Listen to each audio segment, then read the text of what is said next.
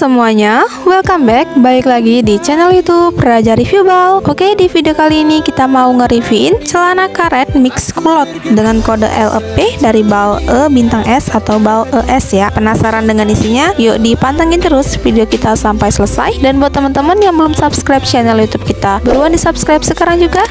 Dan jangan lupa dinyalakan tombol lonceng notifikasinya agar teman-teman semua nggak ketinggalan ketika kita upload video terbaru.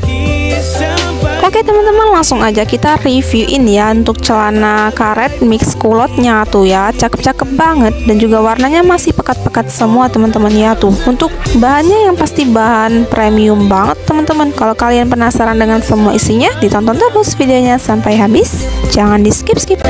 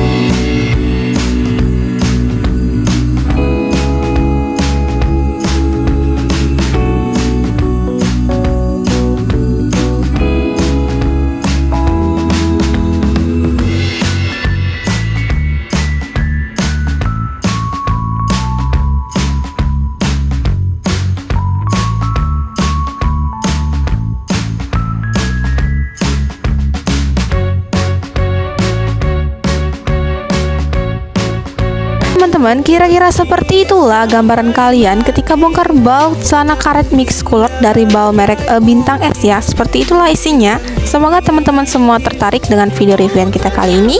Dan terima kasih buat teman-teman yang udah mantengin videonya sampai habis. Jangan lupa di like, comment, share, dan subscribe channel YouTube kita. Thank you for watching and see you next video. Dadah.